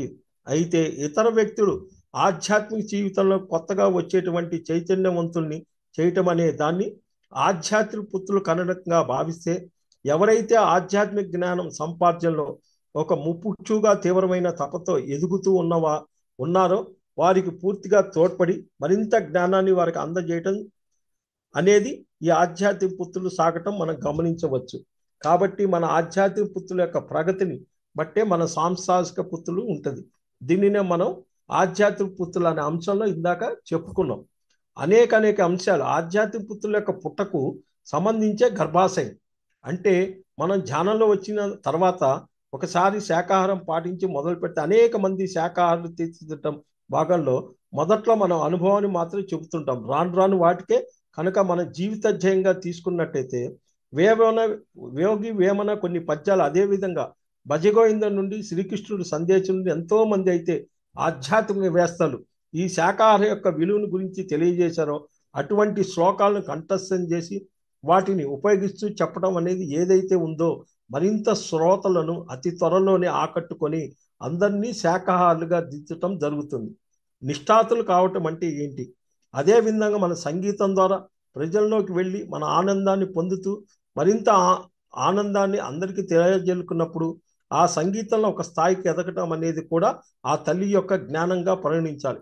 ఇలా ఎన్ని విధాలుగా అయితే మనం ఆధ్యాత్మిక పుత్రులను కనడానికి అవకాశం ఉందో, అంటే సంగీత ద్వారా కానీ, ఆత్మ జ్ఞానం ద్వారా కానీ, పిరమిడ్ జ్ఞానం ద్వారా కానీ, శాకాహారం ద్వారా కానీ, మొదలైన ఏ పద్ధతుల్లో అయితే ఈ జీవిత లక్ష్యాన్ని తెలుసుకొని వచ్చామో వాటిని గురించి కేవలం అనుభవం మాత్రమే కాకుండా అప్పటికే దాని మీద ఎంతో జ్ఞానాన్ని పొంది ఉన్న గొప్ప గొప్ప ఆధ్యాత్మిక శాస్త్రాల యొక్క జ్ఞానాన్ని కూడా అర్థం చేసుకొని శిక్షణలో ఉపయోగాలు. అంతేకాకుండా కళల్లో కూడా కనీసం 4-5 గంటల పాటు సమయాన్ని వేచించి వాటిలో ఆరితేరినప్పుడు ఆధ్యాత్మిక పుత్రుల్ని ప్రసవించడానికి సరిపడా జ్ఞానము పుత్రుల్ని మన దగ్గర ఉంచి పూర్తి శిక్షణ ఇవ్వటానికి సరిపడా స్థాయిని మనం పొందినట్లు లెక్క. శిక్షణ కేంద్రాలే గర్భాశయాలకి. దీంతో బాగానే అనేక ఆధ్యాత్మిక సంస్థల యొక్క శిక్షణ కేంద్రాలు చూస్తుంటాం. ఒక స్థాయి ఆధ్యాత్మిక జ్ఞానానికి సంబంధించి ఒక కేంద్రం అనేది వాళ్ళు ఏర్పాటు చేశారంటే నిజానికి ఆధ్యాత్మిక సంస్థ యొక్క గర్భాశయం మనం దాన్ని చిత్రీకరించుకోవచ్చు. అది ఆధ్యాత్మిక యొక్క గర్భాశయంగా చూడాలి ఆ కేంద్రం. అయితే ఆ కేంద్రంలో వెళ్ళి రోజు మొదలుకొని సుమారు 3 నుండి 6 నెలల పాటు లేదా 1 సంవత్సరం కాల పాటు నిర్ణయిత సమయంలో వెళ్ళి రావటం లేదా కొన్ని నెలల పాటు అక్కడే ఉండటం సంభవించినప్పుడు వెళ్ళిన ఆ వ్యక్తి గత జన్మలో సంస్కారం ఉన్నటువంటి కూడా ఆ జన్మలో తెలియకుండా నేర్చుకోవటం అన్నది తెలిసి నేర్చుకునే స్థితిలో మార్పు తీసుకురావాలి. కాబట్టి వాళ్ళని కూడా తీర్చిదిద్దే భాగంలో కేర్ సెంటర్స్ లేదా ఆధ్యాత్మిక కేంద్రాలు ఉపయోగపడతాయి. కాబట్టి మనం అటువంటి కేంద్రాలకు వెళ్ళి మరి దాని ద్వారా 10 మంది జ్ఞానం అందివ్వటం లేదా గృహిణి తాను కనవలసినటువంటి ఆధ్యాత్మిక పుత్రులకు సంబంధించిన జ్ఞానాన్ని తన పూర్తిగా ఎక్కడ ఏ తడుబాటు లేకుండా ఏ పుస్తకం తీసినా ఆ పుస్తకంలో ఏ పేజీలో ఎక్కడ ఏముందనే చెప్పగలిగే స్థాయి చేరుకోవటం అనేది గర్భాశయం గట్టి పడటానికి సంబంధించింది. అంటే పాలనా వ్యవస్థలో తీసుకుంటే కనుక దానికి సంబంధించి అనేక పుస్తకాలు చదివి కార్యదక్షత పూర్తిగా తాను నేర్చుకోవాల్సింది ఏంటంటే కంప్యూటర్ భాషలు, వ్యక్తిత్వ వికాసం మొదలైనవి నేర్చుకొని తనను పూర్తిగా తయారైనప్పుడు యొక్క గర్భాశయాన్ని తాను జన్మనివ్వబోయే ఆధ్యాత్మిక పుత్రుడు తగ్గట్టుగా తాను తీర్చిదిద్దినట్లుగా ఇదే సంగీతాన్ని కళలు కూడా వర్తిస్తుంది. బుద్ధి స్థాయిలో గర్భాశయం అంటే ఏంది? భౌతికంగా అయితే మనం గర్భాశయాన్ని తీసుకొని వచ్చాం. అలాగే బుద్ధి స్థాయిలో ఉన్నటువంటి అనేక ప్రదేశాల్లో కూడా గర్భాశయానికి సరిపడినటువంటి ప్రదేశం ఉంది. ఆ ప్రదేశానికి ఎప్పుడైతే ఆధ్యాత్మిక వికాసం ద్వారా పరిపూర్ణంగా గావించుకుంటున్నామో అప్పుడు ఆ భౌతిక శరీరంలో ఉన్నటువంటి గర్భాశయానికి సరి సమానంగా ఆధ్యాత్మిక బుద్ధి స్థాయిలో కూడా గర్భాశయాన్ని నిర్మించుకున్నట్టు లెక్క. నిజానికి ఈ రెండు ఒకదాని వెంబడి ఒకటి రైలు పట్టాల్లాగా పక్కనే వెళ్తుంటాయి. ఎప్పుడైతే భౌతికంగా ఉన్న గర్భాశయానికి సరి సమానంగా ఉన్నటువంటి ఆధ్యాత్మిక బుద్ధిని వికసించ చేయడానికి దాన్ని అలాగా వదిలేస్తామో ఆ ఖాళీని గర్భాశయంలో సమస్యలుగా రకరకాలుగా తీసుకోవాల్సి ఉంటుంది. ఏంటంటే గర్భాశయాన్ని సమస్య సరి సమానంగా ఉన్నటువంటి ఆధ్యాత్మిక బుద్ధిని వికసింప చేయకుండా దాన్ని అదిలాగే వదిలేస్తే ఆ రకంగా వదిలేస్తే ఆ ఖాళీని మనం గర్భాశయంలో ఉన్న అనేక రకాలుగా తీసుకోవటం జరుగుతుంది. సమస్యలు గర్భాశయంలో సమస్యలు తీసుకోవచ్చు. ఈ గర్భకోశ వ్యాధులకు సంబంధించిన మరో కీలకమైన విషయం మనం వివరంగా తెలుసుకున్నాం. ఏంటది? నెలవారీ సమస్య, నెలవారీ ఆత్మ ప్రణాళిక. సాధారణంగా గర్భకోశ వ్యాధులు భౌతిక జీవితంలో చూస్తే కనుక నెలవారీ సమస్య ఉండటం గమనిస్తాం. అంటే నెలసరి పీరియడ్స్ ఎక్కువ సార్లు లేదా తక్కువ సార్లు రావటం కానీ, లేదా పూర్తిగా పీరియడ్స్ ఆగిపోవటం కానీ, సమయంలో నొప్పి కలిగించటం కానీ, అదేవిధంగా చిరాకు, విసుగు, కోపం ఇటువంటి గమనించడం జరుగుతుంది. ఏదైతే నెలవారీ సమస్య గర్భకోశ వ్యాధులు స్త్రీ పొందటం జరుగుతుంది. నిజానికి దీన్ని మనం వివరంగా చూసినట్టే నెలవారీ ఆత్మ ప్రణాళికలో అన్న దానిని దీన్ని సరిసమంగా చెప్పుకోవచ్చు. అంటే నెలవారీ ఆత్మ ప్రణాళిక నీ దగ్గర లేనప్పుడు ఇట్లా వస్తున్నాయని. మన నిత్య జీవితంలో ప్రతిరోజు ఈ భౌతిక శరీరం మనసు యొక్క ఆహ్లాదానికి ప్రతిరోజు పాలు వారానికి, కాయగూరలు నెలసరి, పప్పు దినుసులు, సరుకులు సంవత్సరానికి బట్టలు క్రమం తప్పకుండా తెచ్చుకుంటాం. అలాగే ఒక జీవితకాలంలో 1-2 సార్లు ఇల్లు నిర్మించుంటాం. అదేవిధంగా జీవిత లక్ష్యాన్ని తీసుకొని ఆత్మపరంగా విశ్వసించడానికి ఈ జన్మ ఎంచుకొని వచ్చామని ఈ జన్మలో కూడా మనం ఎప్పటికప్పుడు రోజువారి ఆత్మ ప్రణాళిక, వారం వారం ఆత్మ ప్రణాళిక, అదేవిధంగా నెలవారీ ఆత్మ ప్రణాళిక తయారు చేయవలసి ఉంటుంది. అయితే ఒక నెల రోజుల్లో మనం చేయవలసినటువంటి ఆత్మ సాధన, అది ధ్యానం కానీ, సజ్జన సాంగత్యం కానీ, స్వాధ్యాయం కానీ, మూడింటిని ఎప్పుడైతే మనం సరిగా నెరవేరుస్తాం అప్పుడు మాత్రం ఈ నెలసరి సమస్యలో చాలా మార్పులు గమనించవచ్చు. నెలసరిలో వచ్చిన ప్రణాళిక లేక నీకు ఇవన్నీ వస్తున్నాయి. ఇంట్లో పాలు ఇరిగినా ఒకరోజు ప్రణాళిక, అదే గనక కూరగాయలు సమస్య వచ్చిందనుకో వారం రోజులు ప్రణాళిక, ఇట్లా అన్నీ మనం చెక్ చేసుకోవాలన్నమాట. అట్లానే చిల్లర సరుకులు ఏదన్నా తేడా వచ్చిందనుకో అది కంపల్సరిగా నెల రోజులు ప్రణాళిక, అట్లా మనం చెక్ చేసుకోవాలి. ఒక పాలు ఇరిగినాయి అంటే వారం రోజులు ప్రణాళిక, ఒకరోజు ప్రణాళిక. కూరగాయలు తేడా వచ్చిందా 7 రోజులు ప్రణాళిక. అదే చిల్లర సరుకులు తేడా వచ్చిందా నెల రోజులు ప్రణాళిక. ఇవన్నీ కూడా మీకు గుర్తు చేయటానికి వస్తాయి. ఇవన్నీ అంటే నెలసరి సమానంలో ఎట్లయితే నీ భౌతికంగా అన్నీ సమకూర్చుంటావో నీ గర్భాశయానికి కూడా అలాంటి ప్రణాళిక ఉందా అని లేనప్పుడు వస్తాయి. నెలవారీ ఆత్మ ప్రణాళికలో పౌర్ణమి ధ్యానం మరీ ముఖ్యంగా పౌర్ణమి రోజులు అంటే పౌర్ణమి రోజు ముందు రోజు, పౌర్ణమి రోజు, పౌర్ణమి మరుసటి రోజు, ఈ 3 రోజులు కూడా వీలైనంత మౌనంలో ఉంటూ ఆహారాన్ని కూడా అవసరమైనంత మాత్రమే తీసుకోవాలి. ఇక్కడ ఆహారం అంటే తినే తిండి మాత్రం కాదు, జ్ఞానేంద్రియాలతో చూసి అంటే పేపరు, టీవీ, ఆహారం, వ్యవహారం మొదలైన విషయాలన్నిటి వీలైనంత వరకు తగ్గించి సమయాన్ని ఆధ్యాత్మిక సాధన మాత్రమే ఉపయోగిస్తూ ప్రతి విషయాన్ని అర్థం చేస్తారు. రాత్రిపూట ఎక్కువ ధ్యానంలో ఉంటే సహజంగా 3 రోజులు, ఒక నెల రోజులకు మనం చేసినటువంటి కార్యక్రమం గురించి పూర్తిగా వివరణ పొందుతాం. కంపల్సరీ వస్తుంది వాళ్ళకి మెసేజ్. ఇది ఒక మాస్టర్ ద్వారా కానీ, ధ్యాన అనుభవం ద్వారా కానీ, కళల రూపంలో కానీ మనకు అందించబడుతుంది. వాటిని మనం వివరంగా ఒక డైరీలో వ్రాసుకొని మనకు అర్థమైన విషయాన్ని వెంటనే ఆచరణలో తీసుకోవాలి. వాటికి ఒక ఆధ్యాత్మిక శాస్త్రవేత్త లేదా ఒక గురువు సమక్షంలో 3 రోజులు పౌర్ణమి ధ్యానంలో నేను ఈ రకమైన అనుభవాలు పొందాను, దీన్ని బట్టి నా కార్యాచరణ ఏ రకంగా చేయాలి అని అడిగినప్పుడు ఆ గురువు తర్వాత నెల రోజుల్లో మనం చేయవలసినటువంటి ధ్యాన సాధన గురించి, కలవలసిన వ్యక్తుల గురించి, అనుభవాలు తగ్గట్టు ఏ విధంగా ఉండాలనే వివరాలు మనకు సూచించడం జరుగుద్ది. ఈ నెల రోజులు ఏదైతే ఒక కార్యాచరణ ముఖ్యంగా ఆత్మ ప్రణాళిక గురించి, అభివృద్ధిని గురించి సంబంధించి మనం ఏర్పాటు చేసుకొని దాన్ని తూచా తప్పకుండా ఆచరణలో పెట్టి ఎప్పుడైతే నెలవారీ ఆత్మ ప్రణాళిక మనం పూర్తి చేస్తామో ఈ నెలసరి సంబంధించిన వచ్చిన వ్యాధులు పూర్తిగా తగ్గటం మనం గమనించవచ్చు. ఇక్కడ 2 అకస్మాత్తుగా జరిగే రక్తస్రావం అరికట్టాలంటే ఏంటి? సాధారణంగా చాలా మందిలో ఎక్కువగా రక్తస్రావం అంటే నెలసరి సమస్యలు సుమారు ఒక 10 నుంచి 15 రోజుల పాటు అవ్వటము, అది చాలా ఎక్కువ రక్తస్రావం అటువంటి దాన్ని గమనించడం జరుగుతుంది. అప్పుడు అర్థము చేసుకోవాల్సినటువంటి ఒక ముఖ్యమైన విషయం, అకస్మాత్తుగా మరియు దీర్ఘకాలిక అన్న అంశంపై 2 టాబ్లెట్లు ఉన్నాయి. అంటే అంత ఇది జరుగుతుందంటే అకస్మాత్తుగా చెయ్యాల్సిన వర్క్ ఏదో ఉంది. రక్తస్రావం ఎక్కువగా జరుగుతున్నప్పుడు దానిని వెంటనే ఆపడం అనేది అవసరం. దానిని గురించి మనం వెంటనే డాక్టర్ దగ్గరికి పరిగెడతాం. ఏం చేస్తే వెంటనే తగ్గుతుందని ఆలోచిస్తాం. ఆకస్మిక మార్పులు జీవిత ధ్యేయంలో ఇక్కడ రక్తస్రావం అకస్మాత్తుగా ఆపాలనే అవసరమై ఏదైతే ఉందో అది మన జీవిత ధ్యేయాన్ని, మనం నేర్చుకోవాల్సిన విషయాలపై లేదా తెలుసుకోవాల్సిన అంశాలపై కూడా అకస్మాత్తుగా మార్చుకోవాల్సి ఉంటుంది. అక్కడ ఏమైతే జరుగుతుందో మనం నేర్చుకోవాల్సిన విషయాలు జీవిత ధ్యేయానికి సంబంధించి మీకు మొన్నే చెప్పా, శరీర ధర్మం, కుటుంబ ధర్మం, ఆత్మ కుటుంబ ధర్మం, స్వధర్మం అని ఎక్కడైతే వాటిని అకస్మాత్తుగా మార్చుకోవాలి, ఒక లర్నింగ్ తీసుకోవాలి అని ప్రధానంగా ఆలోచించాలి. పై సంఘటన నుండి ఏ విషయాలైతే మార్పును వెంటనే ఒక రాత్రి మనం తెచ్చుకోవాల్సి ఉందో దానిని మనం అర్థం చేసుకోవాలి అన్న దిశగా ధ్యాన శక్తి, సంకల్ప శక్తిని పెట్టవలసి ఉంటుంది.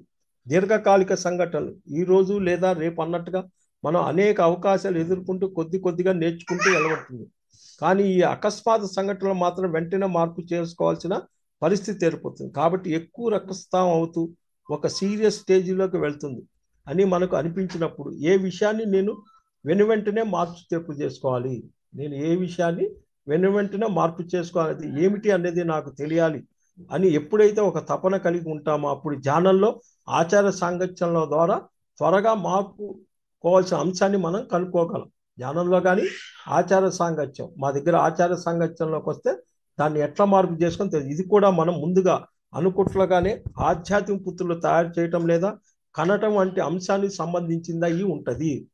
అయితే గంటలు గంటలు ధ్యానంలోకి వెళ్ళటం లేదా ధ్యానం నుండి ఆధ్యాత్మిక పుస్తకాల్లో తీసుకోవాల్సిన ఒక మార్పు కానీ అలా ఏదైతే మనం ఆధ్యాత్మిక పుత్రులు అవసరం అవుతుందో దానికి సంబంధించిన జ్ఞానాన్ని తీసుకోవటానికి తగ్గట్టుగా మనం ఒక రాత్రికి రాత్రి నిర్ణయం తీసుకోవటం ద్వారా ఎక్కువ అయ్యే రక్తస్రావాన్ని అరికట్టవచ్చు. ఎప్పుడైతే ఈ విషయానికి మనకు అర్థమయ్యి ఆ నిర్ణయాన్ని తీసుకుంటామో తీసుకున్న వెంటనే గంటల అధిక రక్తస్రావం అన్న సమస్య నుండి బయటపడటం మనం గమనించవచ్చు. అయితే కొత్తగా వచ్చేవారి ఆ సమయంలో ఎక్కువ గంటలు ధ్యానం, పిరమిడ్ కింద కూర్చోటం, పిరమిడ్ శక్తిని తీసుకోవటం, వీలైనంత వరకు మొక్కల్లో లేదా ప్రకృతి వాళ్ళలో ఉండటం, శ్రావణమైనటువంటి సంగీతం వినటం అవసరం అవుతుంది. అంతేకాకుండా మితాహారం అన్నటువంటి టాబ్లెట్ అర్థం చేసుకుని పనిలో తీసుకోవడం ద్వారా శక్తి స్థాయి ఉన్న నిరోధం తొలగి అధిక రక్తస్థాన్ని నిరోధించాం. కొత్తగా వచ్చేవాళ్ళు ఈ రకంగా చేయాలన్నమాట.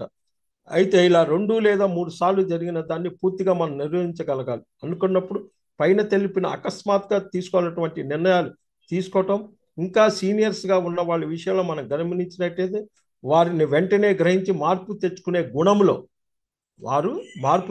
గుణంలో కూడా అంతర్భాగం కావాలన్న అంశం అర్థం చేసుకోవాలి. అంటే ఈ అంశం ఈ రోజు కాకపోతే రేపు జరుగుతుంది, పర్వాలేదు అనే వాటిలో నేర్చుకోవటం ఎలా అయితే ఉందో అలా ఏదైనా సందర్భంలో ఇది అకస్మాత్తుగా మనం చేయవలసి వచ్చిందని అర్థమైనప్పుడు దాంతో మనం ఇంకొద్ది రోజులు చూద్దాంలే నానుపుడు ధోరణిలో లేకుండా ఉండాలి. అంటే వాయిదా వేయటంలో లేకుండా ఉండాలి. అకస్మాత్ విషయాన్ని అకస్మాత్తుగానే తీసుకోవటం అనే తత్వాన్ని అలవాటు చేసుకునే విధానం కోసం కాకుండా 1-10 సార్లు ఎక్కువ రక్తస్రావం అన్నటువంటి అనారోగ్యం మన శరీరం మీదకి అలారంగా మనమే తెచ్చుకుంటాము. ఇది ఒక అలారంగా మనమే తెచ్చుకుంటాం.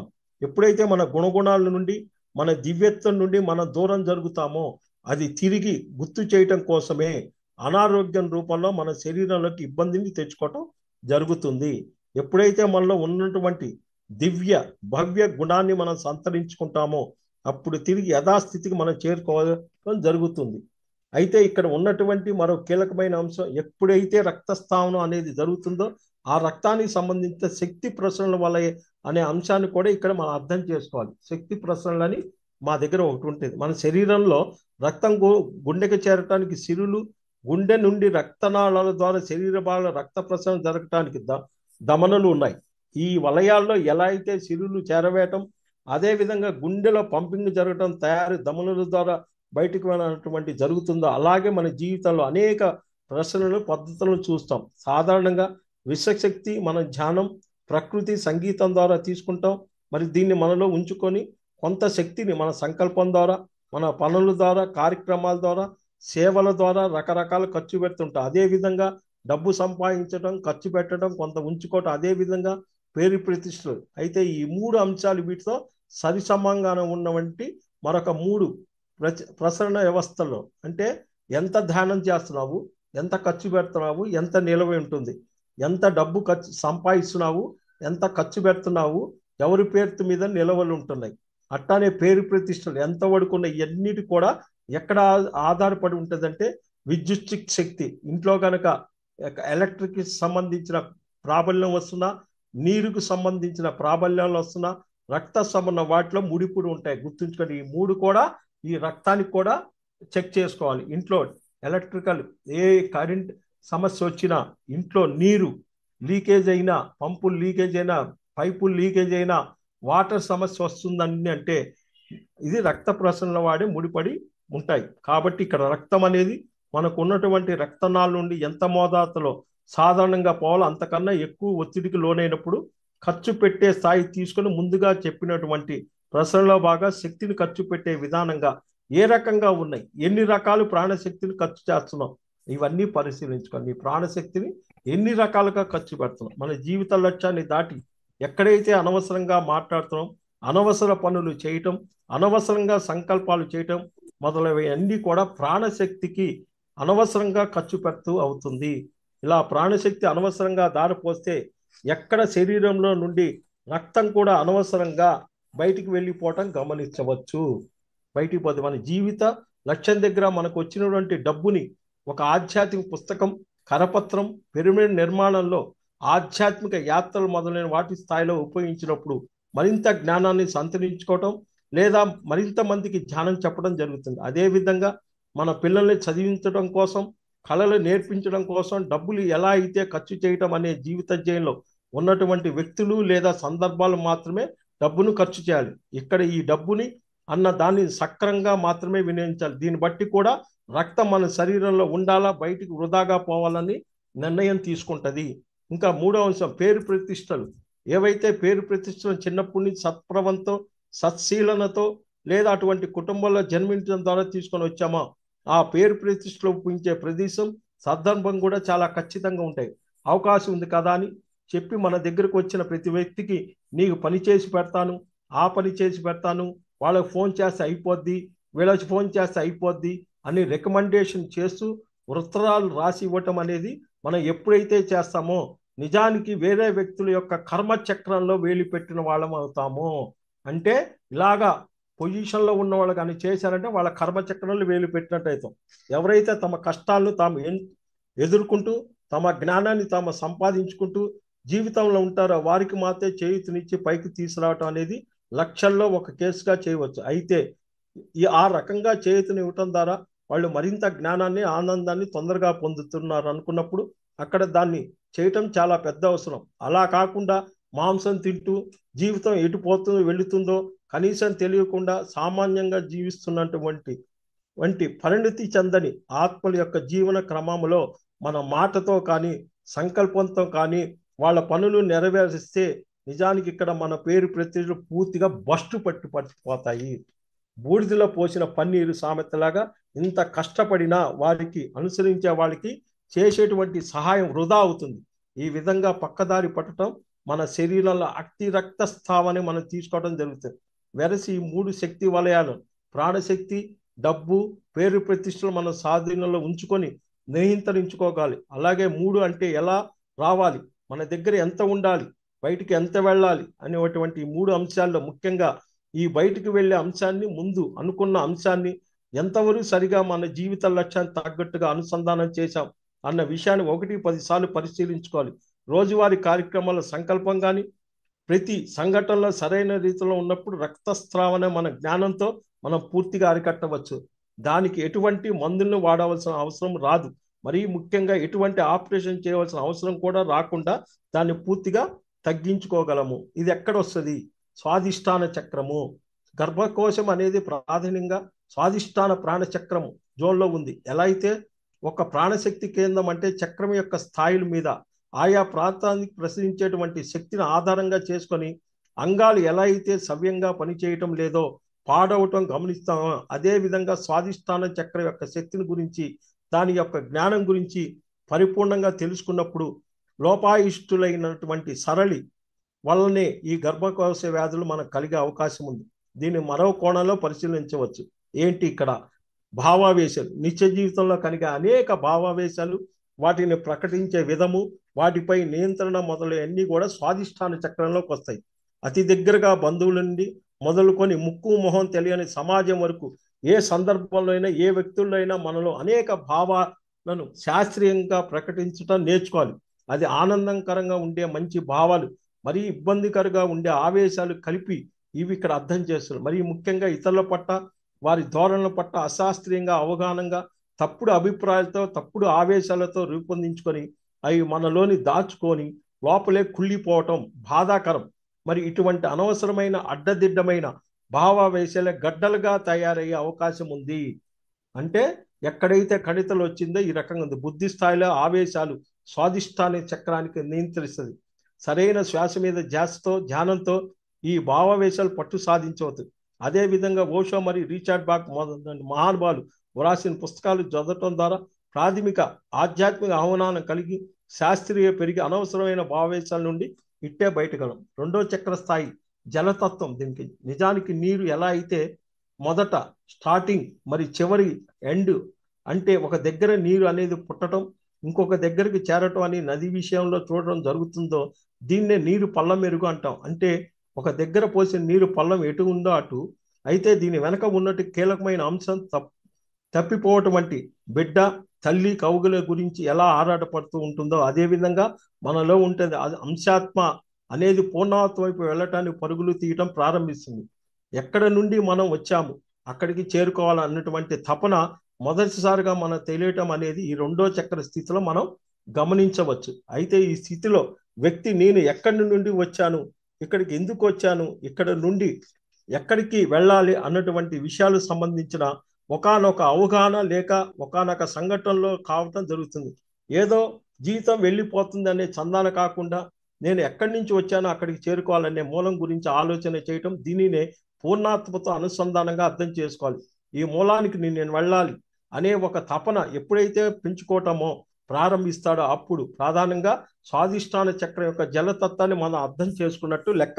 ఈ స్వాదిష్టాన చక్రాలు నేను అనేది ప్రకృతి పురుషుడు అన్నటువంటి రెండు భాగాలు కూడా ఉన్నాయి. అంటే జ్ఞానేంద్రియాల ద్వారా మనం బయట ఉన్నటువంటి వస్తువులను చూస్తుంటాం, జ్ఞానేంద్రియాల ఆత్మ కలిపి మన పురుషునిగా దీన్ని సమాధానం పరిశీలించేటువంటి బయట ఉన్నటువంటి వస్తువులు ప్రకృతి పరిగణించాలి. అవి మంచి ప్రకృతిని చూడటం, మంచి భోజనము, మంచి సంగీతము, సెలయేరు, గలగల మొదలైనటువంటి పురుషుడు మరి ప్రకృతి అన్న రెండిటి యొక్క కలయికతో సంయోగం జరిగి తద్వారా ఆనందాన్ని పొంది దాని ద్వారా చైతన్యాన్ని నివృత్తపరచుకోవటం గమనిస్తాం. కాబట్టి రెండో స్థాయిలో ఈ నేను అనేది ప్రకృతి మరి పురుషుడు అన్నటువంటి రెండు అంశాలుగా విడిపడుతుంది అని అర్థం చేసుకో. అంటే లోపల ఉన్నటువంటి ఆత్మ పదార్థం లేదా వస్తువు ఏదైతే ఉందో దాన్ని జ్ఞానేంద్రియాల ద్వారా కర్మేంద్రియాల యొక్క సహాయంతో బయట ఉన్నటువంటి అనేక రకాల ఆనందాలు సముచితంగా, అంటే ఒక తృష్ణ అది లేకపోతే నేను లేను అన్న స్థాయిలో కాకుండా సరైన రీతిలో కోరికలు ఎంతవరకు అవకాశం ఉంటే అంతవరకే మనం పూర్తిగా తీసుకోవటం అనేది గమనించాలి. చాలా మంది ఇది చేయటం తప్పు, అది చేయటం తప్పు, నాకు ఇది చేయటం అంతగా ఇష్టం ఉండదు అని అంటుంటారు. ఇష్టాలు కలిగి ఉండటం అనేది కరెక్టే, కానీ జీవిత లక్ష్యంలో భాగంగా ప్రకృతి పురుషుడు అనేటువంటి సంయోగంతో పొందే శక్తిని, జ్ఞానాన్ని కానీ భూమి మీద మాత్రమే మనం పొందగలిగే అనేక రకాలైన ఆనందాల రకాల అపోహాలు, భయాలు, మూఢనమ్మకాలకు పక్కన పెట్టడం జరుగుతుంది.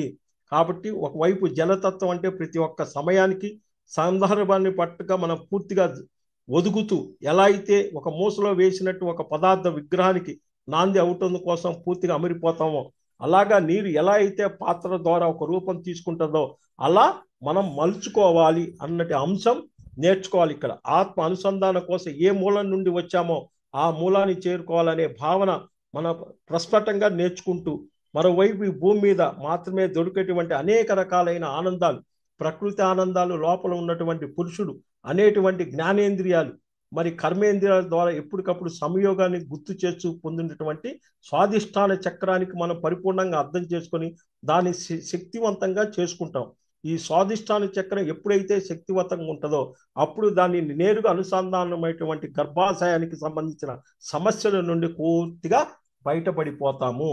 అండాశయం యొక్క ప్రత్యేకత, గర్భస్వామి యొక్క వ్యాధులతో పాటు దాన్ని కలిపిన అంగాల్లో కూడా అండాశయంలో కూడా మన సమస్యలు గమనించడం చాలా మంది రిపోర్ట్లో మనం చూస్తే ఉంటాం. పీసీఓడి ఇలా గమనించిన వెంటనే గుర్తుకు రావాల్సిన ముఖ్యమైన విషయం, ప్రత్యేకంగా ప్రతి ఒక వ్యక్తి ఒక జీవితంలో కాలంలో ప్రధానంగా వారికి ఉన్నటువంటి గత జన్మల సంస్కారం జోడించి ఈ జన్మలో ఏదైతే ఒక రకమైన అంశాన్ని చేయటం కోసం ప్రణాళిక తీసుకుని వస్తారో దాని గురించి పూర్తిగా దాని మీద వాళ్ళు శక్తివంతంగా కేంద్రీకరించి జ్ఞానాన్ని తీసుకుంటూ సంఘటనలను ఎదుర్కొంటూ ముందుకు వెళ్ళినప్పుడు అండాశయానికి సంబంధించిన సమస్య నుండి బయటపడవచ్చు. పీసీఓడి వాళ్ళంతా కూడా దానికి సంబంధించిన జ్ఞానం అదంతా కూడా తెలవాలి. ప్రణాళికది అంటే పుట్టకతో ప్రత్యేకించి కొన్ని లక్షణాలు, కొన్ని సందర్భాలు, కొంతమంది వ్యక్తులను మనం ఎంచుకొని వస్తాం. అటువంటి సందర్భాలు, వ్యక్తులు మరి అటువంటి ప్రత్యేక గుణాలతో ఆ పనులు చేయడానికి మనం మాత్రమే కార్యదక్షత ఉండి ఆ పని చేయటం కోసమే పుట్టామన్నట్టుగా కొన్ని గుణాలు చిన్నప్పటి నుంచే మనం గమనిస్తాం. అటువంటి ప్రత్యేకమైన గుణాలు లేదా లక్షణాలు మరి కార్యక్రమాలు తీసుకొచ్చినటువంటి వాటి మీద పూర్తిగా శక్తిని కేంద్రీకరించి ఎప్పుడైతే మనం వాటిని బయటికి తీసుకురావటం మనం సఫలీకృతం అవుతామో అప్పుడు దాని యొక్క సఫలీకృత ఏదైతే ఉందో వాటి వల్ల అండాల్లో వచ్చేటువంటి శక్తి నిరోధాలు పూర్తిగా తొలగించి అండాశయానికి సంబంధించినటువంటి ఇబ్బందులు పూర్తిగా తగ్గించుకోవచ్చు. కాబట్టి గర్భకోశ వ్యాధుల్లో పాటుగా ముఖ్యంగా అండాల్లో ఇబ్బందులు కూడా ఉన్నాయని మనకు డాక్టర్ ద్వారా తెలిసినప్పుడు మనం మాత్రం హాజరయ్యి ఆ చేయగలే పనులు, మన ద్వారా మాత్రమే జరపబడే పనులు, మన స్థాయి ద్వారా జరగాల్సిన పనులు ఏవైతే ఉన్నాయో వాటిని గమనించి ఆచరణలో పెట్టాలి. అది స్వీయ ఆధ్యాత్మిక ప్రగతికి సంబంధించింది. ఒక సంఘంలో ప్రాపంచిక పరిధి నుండి ఆధ్యాత్మిక పరిధి వరకు అన్ని రకాల కార్యక్రమాలు మనం మాత్రమే చేయగలిగే కార్యక్రమాలను పూర్తిగా గమనించి వాటిని తప్పకుండా ఆచరణలో పెట్టాలి. ఒకసారి ఈ అంశం తెలిసిన తర్వాత ముఖ్యంగా పౌర్ణమి రోజుల్లో దీని గురించి మనం ఒక ప్రశ్నను వేసుకోవాలి.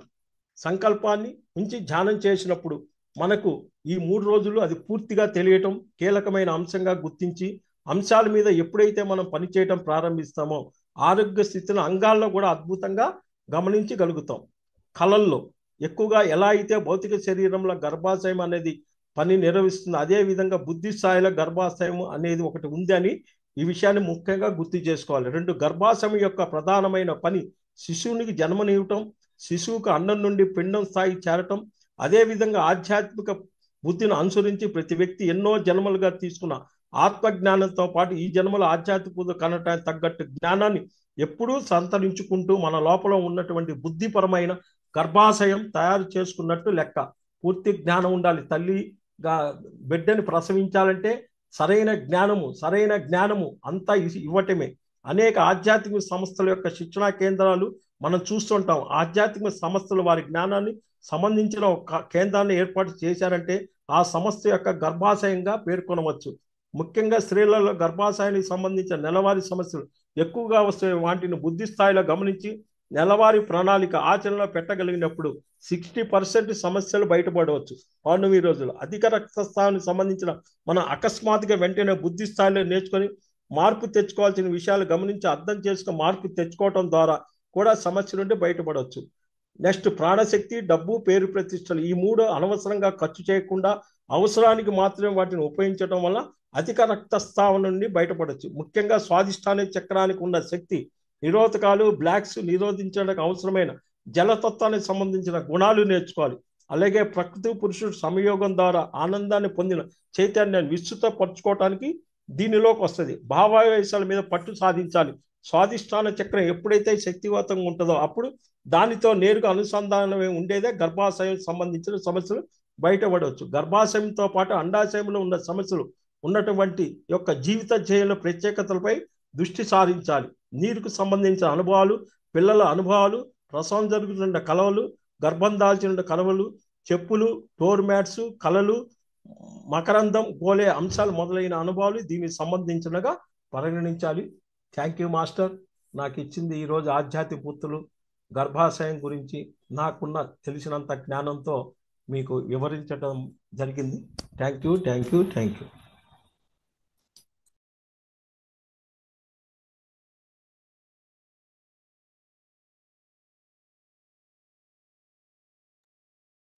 Thank you sir. మరి ఒక 10 నిమిషాలు లేట్ అయింది, ఏమనుకోవద్దు. పర్వాలేదు సార్. 9:45 అంటే కదా. చక్కటి సబ్జెక్ట్. కొన్ని సబ్జెక్ట్స్ అలా పాయింట్స్ అలా టైం కూడా తెలియకుండా వస్తూ ఉంటాయి సార్. అదేం పర్వాలేదు. ఫ్రెండ్స్, మనము ఈరోజు మనందరికీ కూడా మరి శారీరక పుత్రుల గురించి మనందరికీ తెలుసు. ప్రతి ఒక్కరికి తెలిసిన విషయమే. కానీ ఆధ్యాత్మిక పుత్రుల గురించి అనేది ఈ రోజు తెలుసుకోవడం అనేది గొప్ప విషయం మై డియర్ ఫ్రెండ్స్. మరి ఎవరైతే ఒకానొక ఆధ్యాత్మికంగా ఎదిగిన వారు మరి ఆ ఆత్మ ఆ స్థితికి వెళ్ళినటువంటి వారిని గుర్తించి వాళ్ళకి యొక్క ఆధ్యాత్మిక మార్గంలో సరి అయినటువంటి గైడెన్స్ ఇస్తూ ఉండడమే, మరి ఇచ్చి వాళ్ళని ఒక చక్కటి స్థితికి తీసుకువెళ్ళడమే ఆధ్యాత్మిక పేరెంటింగ్ మై డియర్ ఫ్రెండ్స్. అంటే ఎవరైతే ఇప్పుడు ధ్యానం గురించి మనం ఎంతో మందిని చూస్తూ వస్తూ ఉంటారు, కానీ వాళ్ళకి ఎన్నో డౌట్స్ ఉంటూ ఉంటాయన్నమాట. సో అలాగా డౌట్స్ ఉన్న వాళ్ళందరికీ కూడా చెప్పి వాళ్ళ యొక్క ఆత్మ పరిణితికి మరి ఎంతో సహకరించి వాళ్ళని ఒక చక్కటి మాస్టర్స్ గా దిద్దగలగడమే అనమాట. సో ఇది మనకి శారీరకంగా అయితే 1-2 పిల్లలు ఉంటారు, కానీ ఆధ్యాత్మిక పుత్రులు అంటే అనేక మంది, వేలల్లో ఉండొచ్చు, లక్షల్లో ఉండొచ్చు, ఎంతలైనా ఉండొచ్చు మై డియర్ ఫ్రెండ్స్. అయితే ఇక్కడ మన శారీరక పుత్రులకి ఆధ్యాత్మిక పుత్రులకు ఉన్నటువంటి ఆ యొక్క రిలేషన్ ఏంటి అంటే, ఎప్పుడైతే మరి మన ఫ్యామిలీలో ముఖ్యంగా చిల్డ్రన్ ప్రాబ్లమ్స్ వచ్చినప్పుడు బాగా తెలుసుకోవాల్సిన విషయం ఏంటంటే, ముందుల పేరెంట్స్ ఆధ్యాత్మికంగా ఎదగాలి అన్న విషయాన్ని మనం ఈరోజు తెలుసుకున్నాము.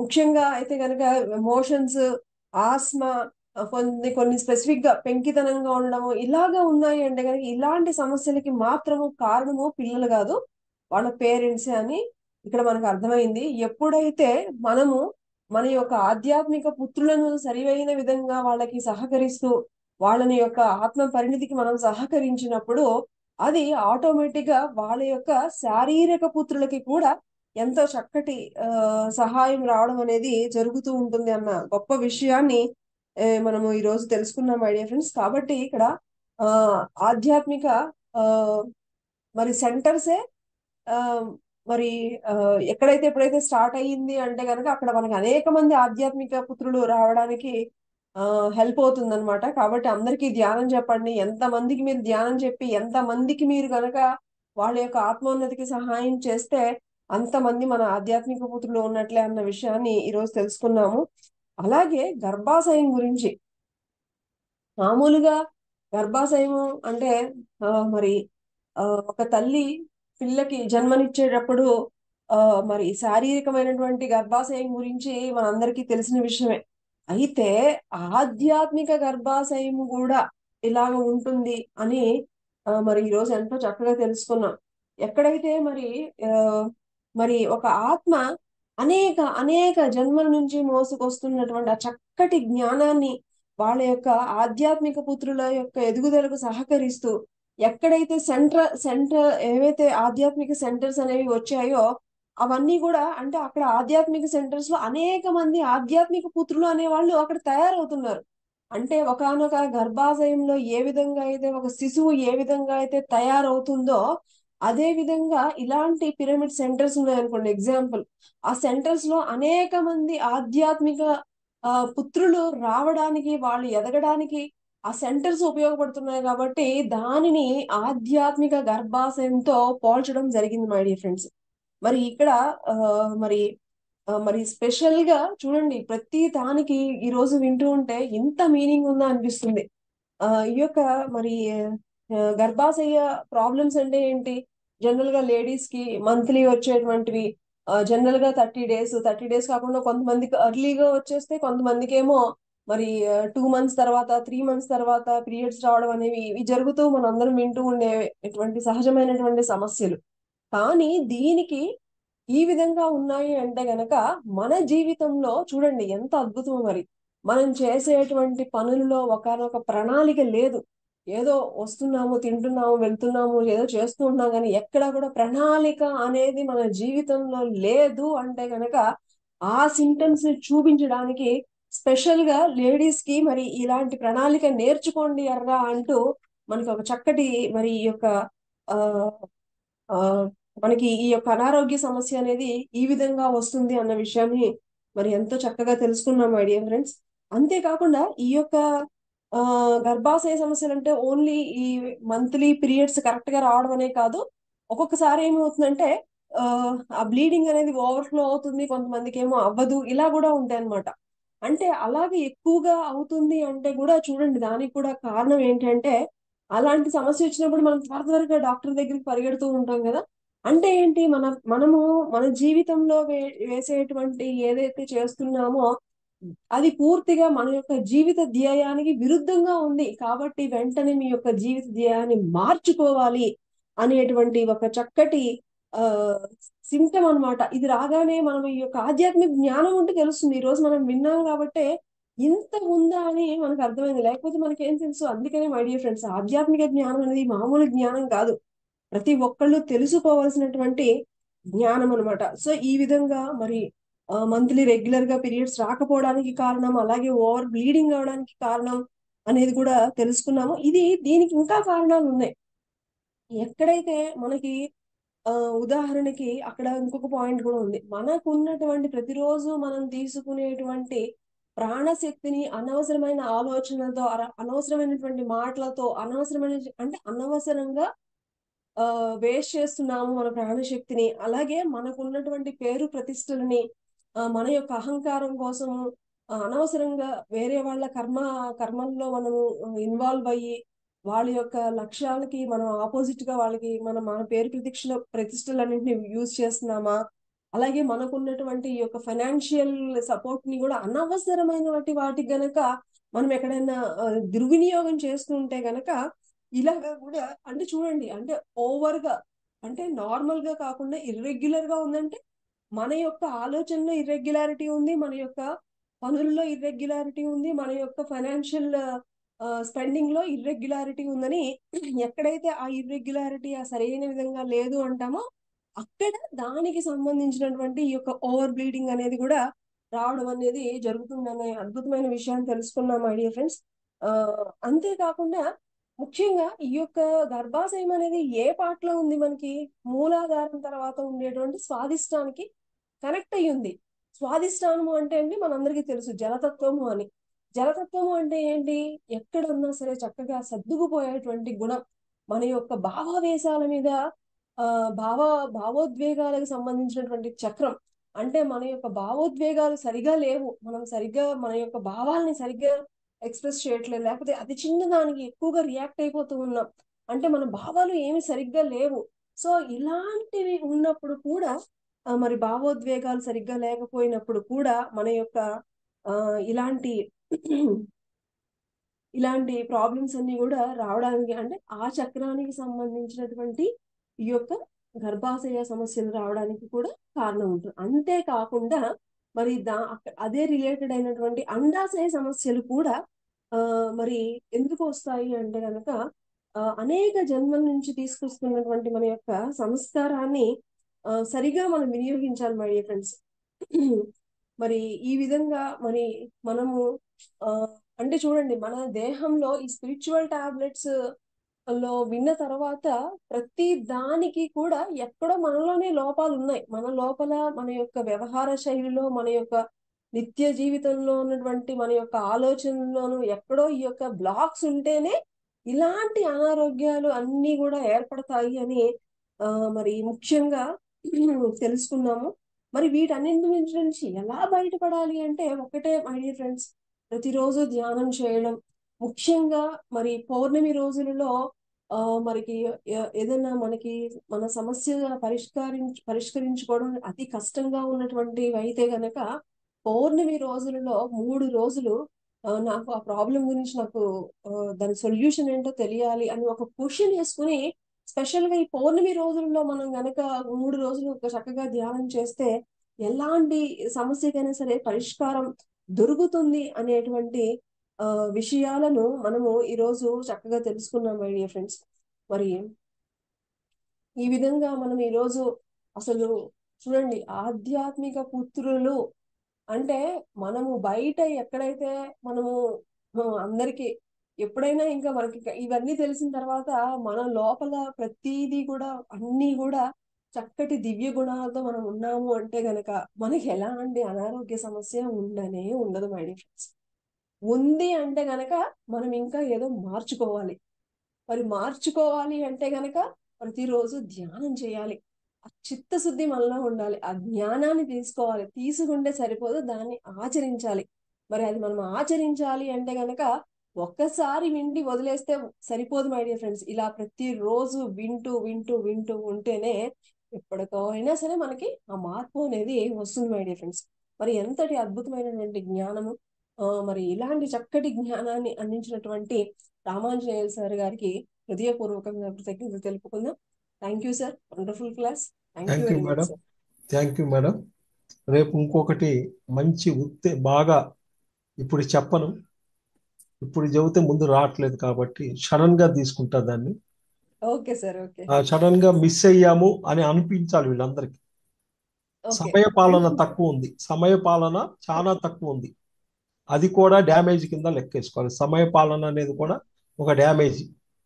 కాబట్టి చెప్పకుండా చూద్దాం. అసలు రేపు చాలా విశేషమైన సబ్జెక్టు, అందరికీ అవసరమైంది అది. దానికోసం పరుగులు పెడుతున్నారు, ఈ యొక్క భూమి మీద విపరీతమైన పరుగులు పెడుతున్నారు. అలాంటి సబ్జెక్టు సడన్ గా నేను క్రియేట్ చేసి మీకు ముందు పెడతాను madam. Thank you, okay thank you, sir. Thank you. Thank you sir, thank you very much.